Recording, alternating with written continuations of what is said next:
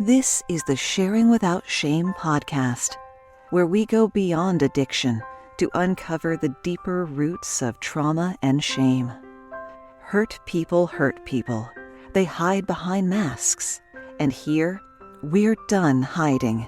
We're sharing our stories without shame. Hello, and welcome to the Sharing Without Shame podcast, ranked among the top 100 addiction recovery and sobriety podcasts by Million Podcasts. I'm your host, Donna Marston, a mom who has walked the painful path of loving a child in active addiction.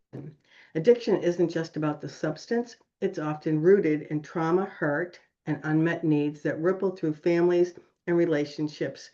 This podcast is for parents, partners, and anyone facing those challenges, offering hope, understanding, and practical tools to bring healing and balance back into your life. If you're ready to begin your own journey of healing, download my free guide, 5 Boundaries and Breakthroughs, linked in today's show notes. Today, I would like to welcome Jamie Hughes, who is an author and a passionate advocate for mental well-being. With a master's degree in psychology, specializing in trauma and resilience, Jamie blends academic expertise with years of hands-on experience in victim advocacy, nonprofit leadership, and forensic psychology. Through his coaching and writing, he empowers individuals to move beyond their challenges with compassionate guidance, with evidence-based strategies for cultivating lasting inner strength. Welcome, Jamie. Hi, thank you. Glad to be here. Well, so first question I always ask everybody is, what would you like to share without shame?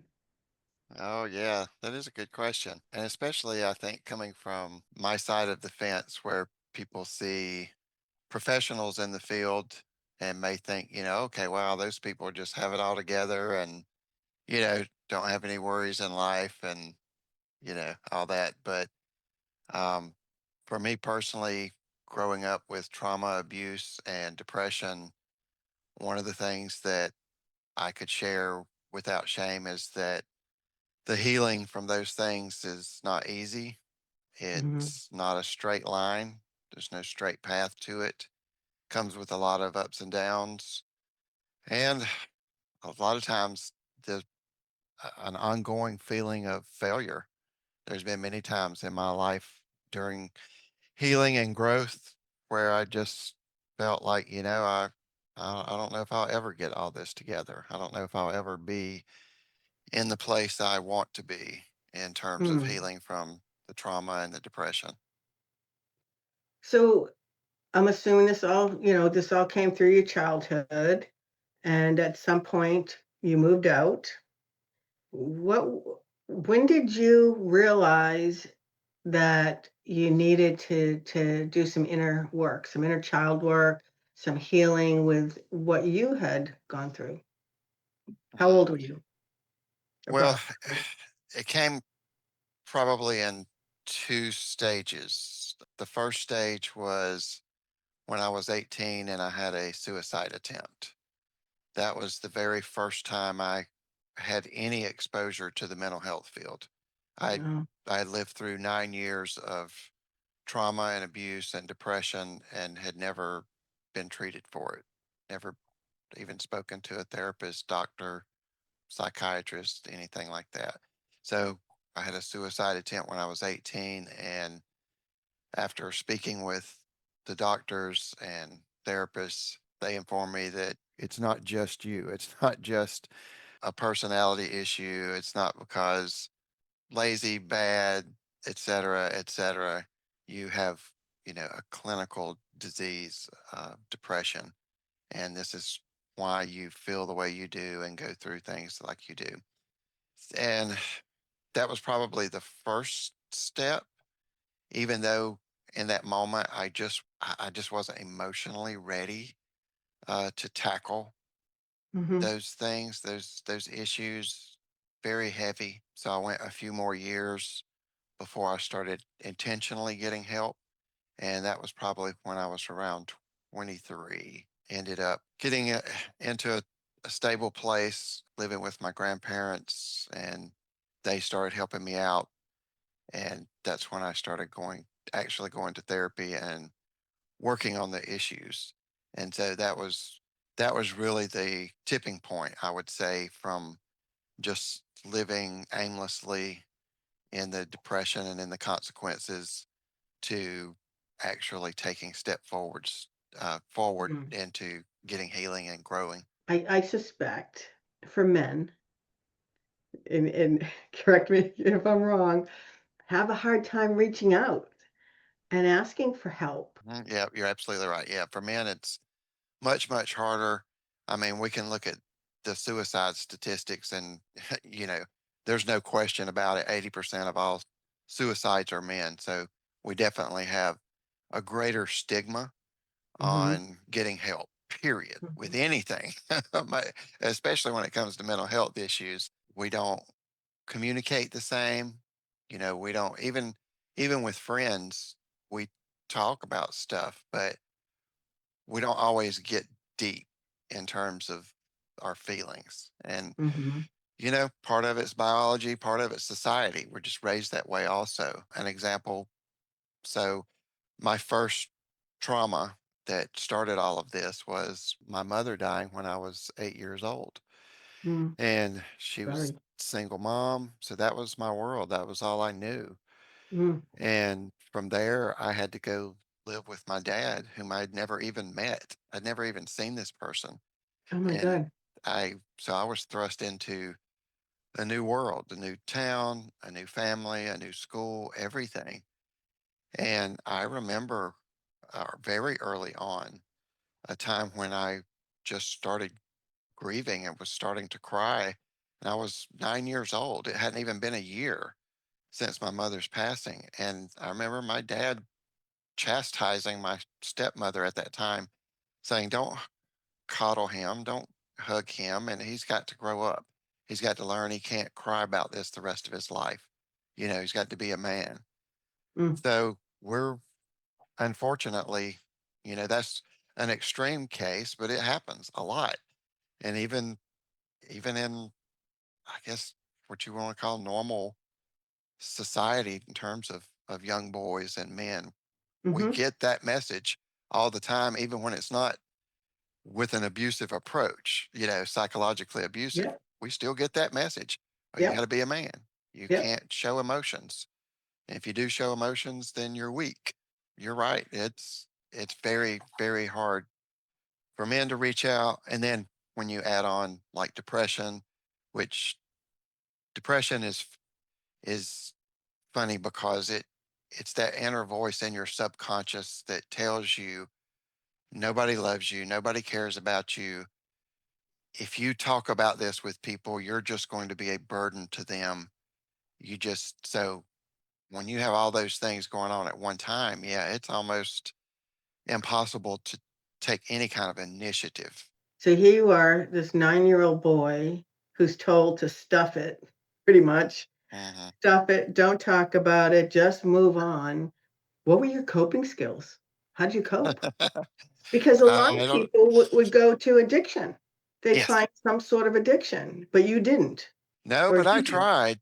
I definitely tried. And this is one of those, I guess, arguments between, genetics and environment. I think most studies agree that there's in some people there's a genetic predisposition.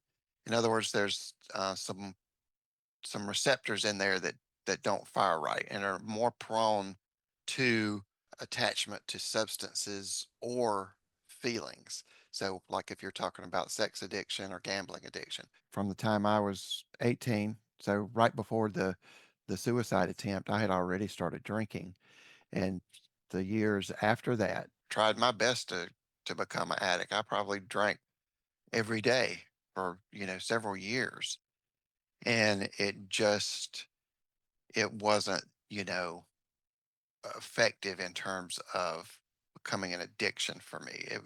It definitely was numbing and covered up the pain Mhm. in life, but I never had that physical the physical part of it. My Yeah, you cope didn't have the allergy of the body, right, of Right, the obsession of the mind, right, but it was exactly. doing its work, so to Hmm. speak. You weren't Hmm. becoming addicted, but Because of the drinking, did your life just start to become out of control, unmanageable? Did things start to fall apart more?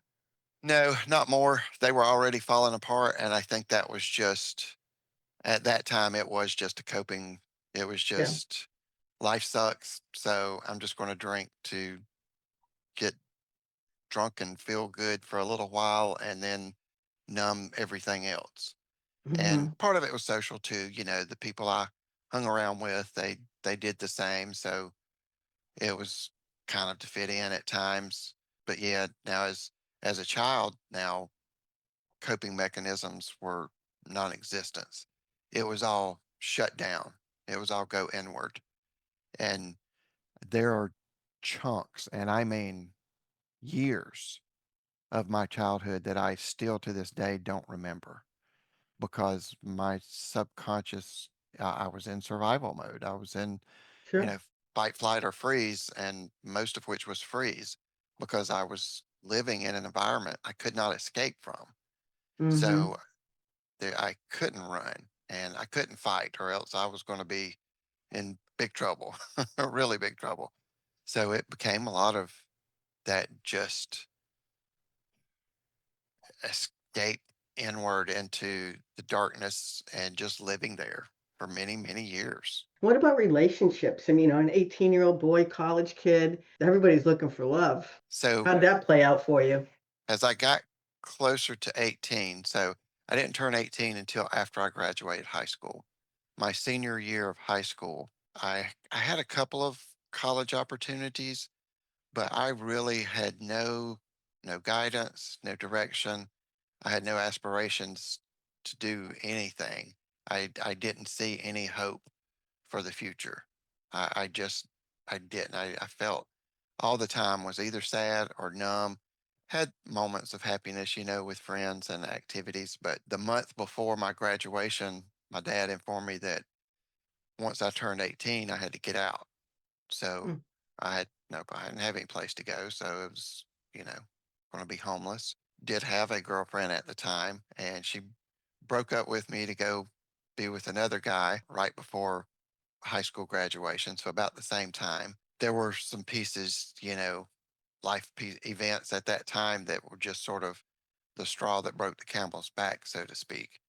Yeah. And that just kind of helped feed the the pain. And when we talk about suicide, and I until people kind of experience it firsthand, and I don't mean necessarily want to do it themselves, but maybe know somebody. I don't think people quite understand that it's not really a desire to die. In other words, it's not like someone like me at that time. I was thinking, you know what, I would just like to die. I would just like to kill myself. It's an escape. It's I I can't see a way out of this. It's been hurting for so long and so much. I just want to relieve the pressure. I just want to relieve the pain. And this is, and since life is what's causing the pain in my mind at that time, then that was the answer. That was the only way out. And I think that's true for most people that have suicidal ideation. Even Mm. even with addiction, you see the same thing. People Yep. become addicted, and then they're like, "Well, I don't have a way out of this. Right. This addiction, whatever it is, has got me. It has taken over my life, and Yep. I've ruined my relationships, and I've ruined my finances, and I've ruined my career. Mhm. There's nothing left. I just want out." Definitely not an easy thing to experience going through it, and definitely not for the families and loved ones to have the person they care about just look like they're self-destructing, and Mhm. they really just want to be out of the pain. Yeah, and it is hard, and I know, 'cause I've worked with families. That's what I do. I work with families who have a teen or adult children in active addiction, and lots of times there's the threat. Well, I'm just going to kill myself, and then you'll be sorry, and it's a Mhm. really hard thing to navigate as a parent when a kid threatens it. Never mind when they attempt it. Now, some of the kids I know, have succeeded in doing so. I have two cousins that succeeded in doing so. It's a horrible thing. It's just a Yeah. horrible thing for the people left behind, what Mhm. they have to endure, the family members in particular. Obviously, a lot of grief. I mean, that kind of makes sense. Anytime someone dies, we feel grief, but there's also a lot of guilt that comes with it. People Mhm. will tend to think that, oh, wow, maybe I could have done something. And when we know that our loved one is suffering, we know their mental health issues, or the suicide is there, because of the attempt. Family members are grieving, Mhm. and when that person's still alive, and even, and then when they pass. But it's just such emotions that it puts the whole family into. So how did you move on? How did you, like, that's a lot to navigate. And if you didn't have anybody holding your hand or loving you through it, like, what did you do? Like I said, for many years, I just survived, and it wasn't necessarily by choice. I was alive, and that was it. And there wasn't much, you know, like I said, there were some fun times with friends and some activities, but in general, I just didn't have any aim. I worked. I ended up getting an apartment, and really the job and the apartment were sort of the catalyst for the next change that I mentioned earlier, and that was I ended up losing my job because I was not functioning very well. We talk about high functioning individuals, so people with mental illness or addiction or things that seem to be doing well. I wasn't even there, for many Hmm. years. I was low functioning, and so lost my job, which ended up costing me the apartment. I didn't have a place to live, and that's when I reached back out to my grandparents, whom I hadn't talked to for years, but that was my mom's parents. So I did have a loving relationship with them, and just told them, say, hey, I'm about to be homeless. Can you help me out? I was kind of just hoping for them to give me some money to pay rent for a couple of months until I could get another job. And but they were like, no, you come stay with us. And Nice. when I did, a few things happened. Well, one, got the love and support that I needed all along. And two, I started getting in better physical health. So I actually started eating. You know, they they were like normal people. They ate 3 meals a day, most of which were home cooked. Grandma's cooking. That was great. I had probably been months before I had eaten, or since I had eaten 3 meals a day. Oftentimes would for a day might eat one or two things and then drink. So yeah, it was not good. But you know, my grandfather helped me get another job. I started exercising, and just started feeling better physically. Had stopped the drinking because I was in my grandparents' house. I wasn't going to disrespect them, by bringing that there. And two, my life started to be filled with positive things. So I didn't need the numbing things Hmm. in my Yeah. life anymore. And Yeah. that's one of the ways I know too that I didn't have that physical component of the addiction because I never, I didn't have the detox type thing. I was just as easy just to let it go because I was just using it anyways. But then I started, you know, going to therapy because my grandmother, was asking me about my depression. And then that's when I actually started college because I wanted to learn. I wanted to know I want to know more about the depression and what I had been through and the causes and the treatments. And that period of time was the turnaround. And that's what started some positive healing and growth. So that led you to go to college to become a psychologist. Yep. And then, so you've written a series of books about, well, I'm going to let you tell everybody what they're about. And there's a journal, I believe, as well. Yeah. So these are all pretty recent within the past year. So the first time I I went to college. I went, got my bachelor's degree in psychology, and initially thought I wanted to be a therapist working with teenage boys.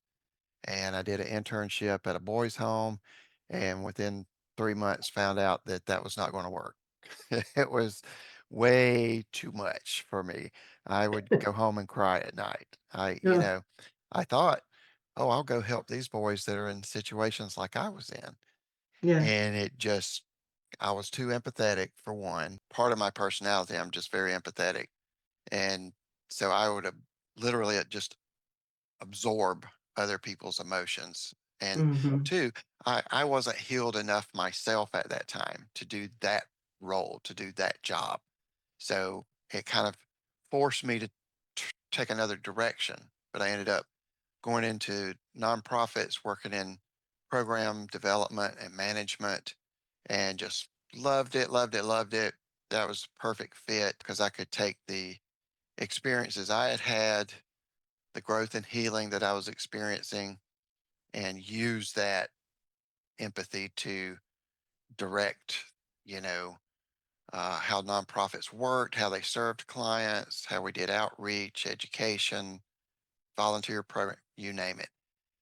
For many years, I wanted to go back to school and wanted to get my master's. And by that time, had two young kids. And so, life and family and all that.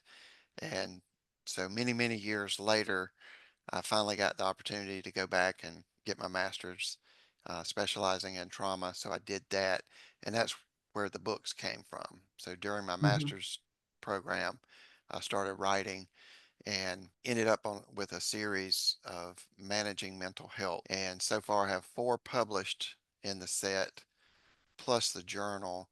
And the four is for people that are either themselves struggling with one of these issues or for a family member that wants to learn how to help their loved one. And the series so far covers adult ADHD, depression, anxiety, and PTSD.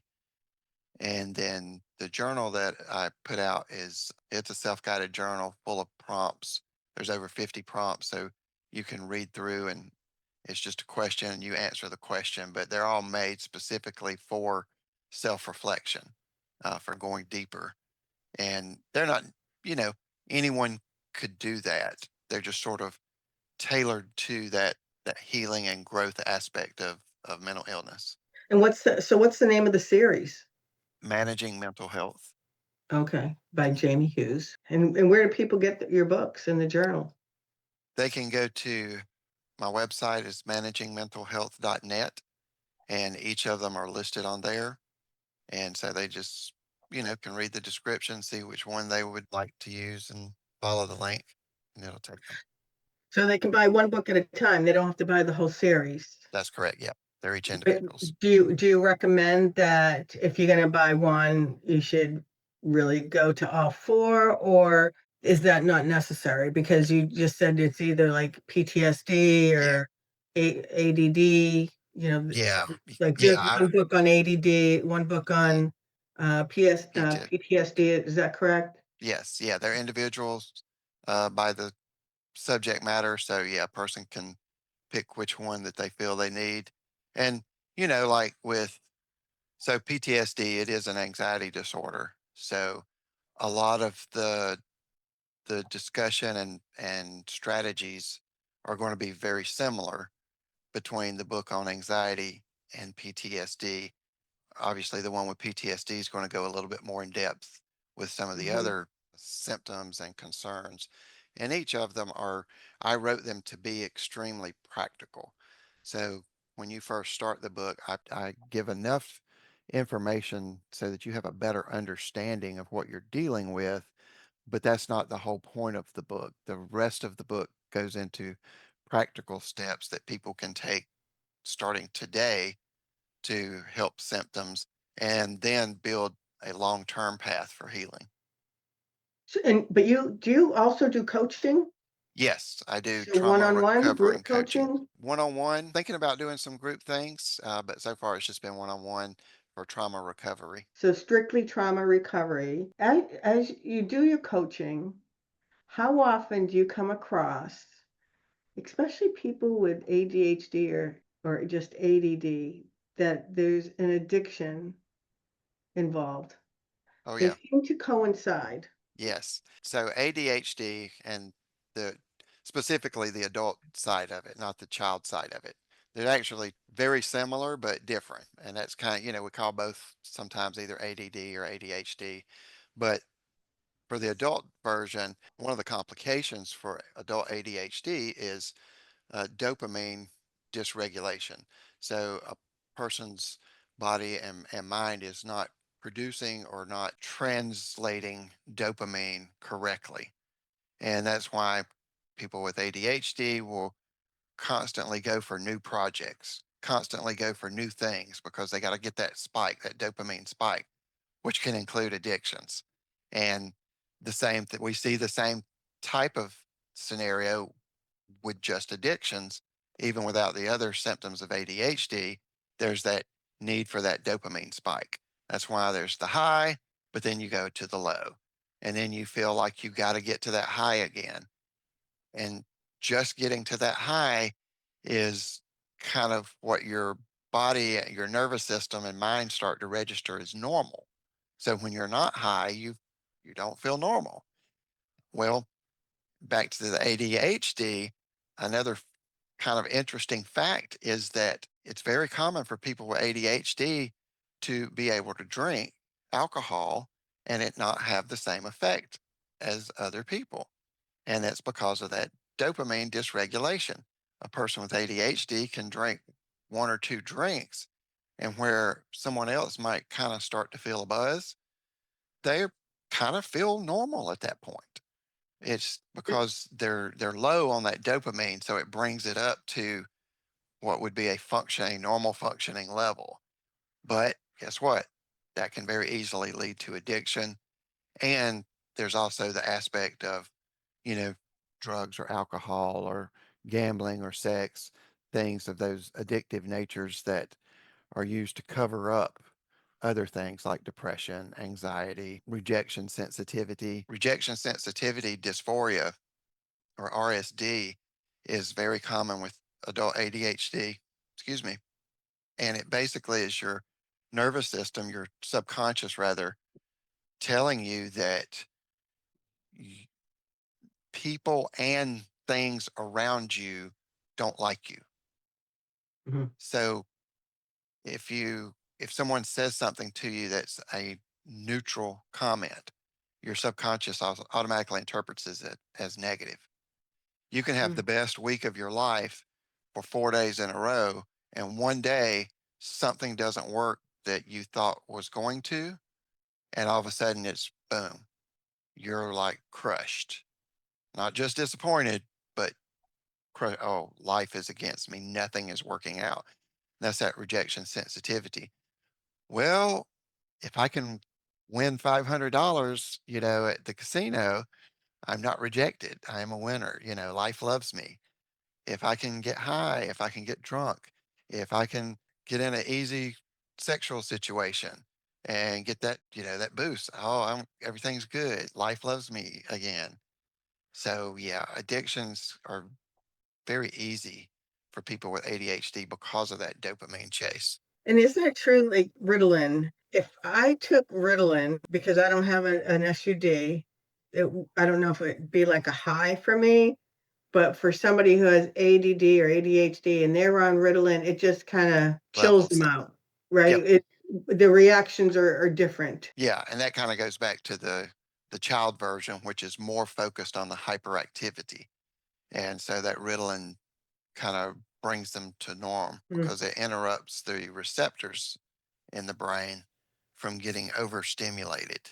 So let's talk about emphasis of balance of compassionate guidance and evidence-based strategies.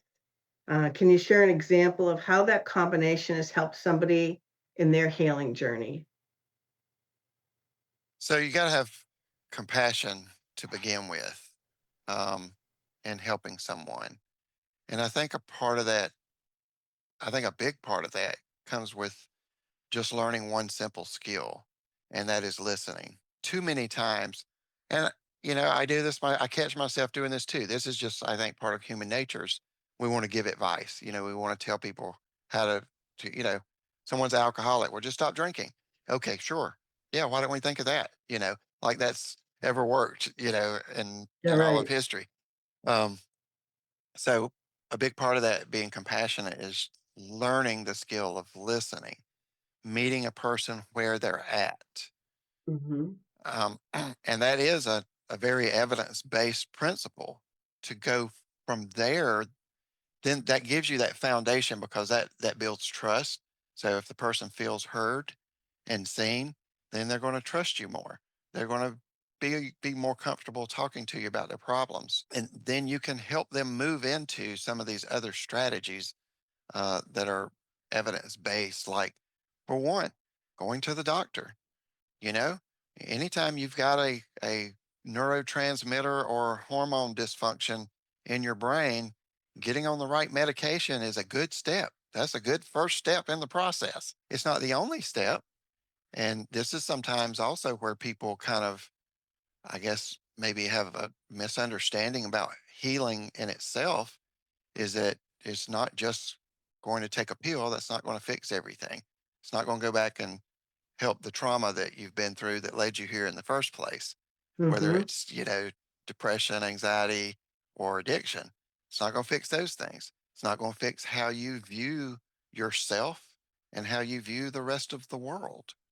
So Mm-hmm. another step then is therapy. Get into therapy.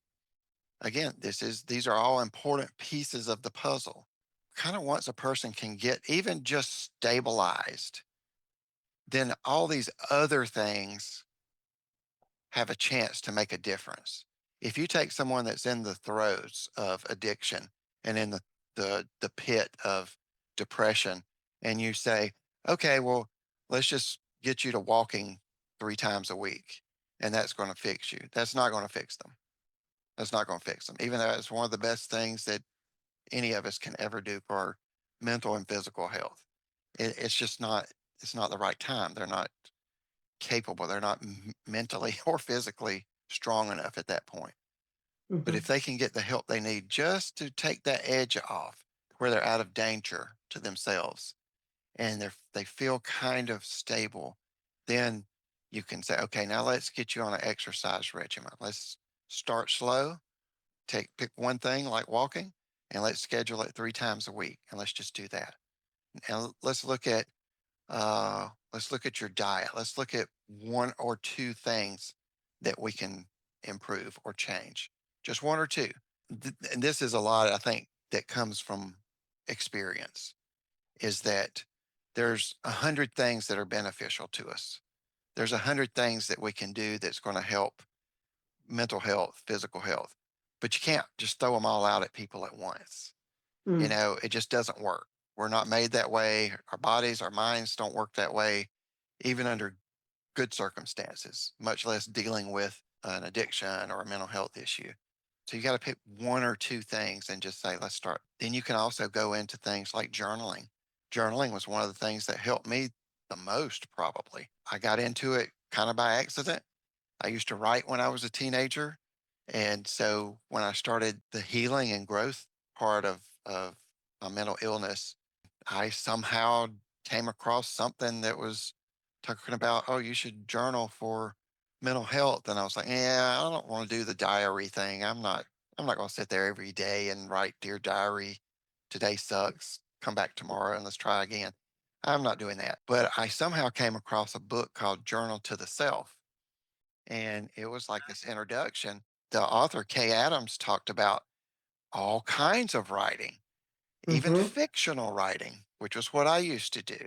And I was like, Mm-hmm. whoa, really? Oh my gosh.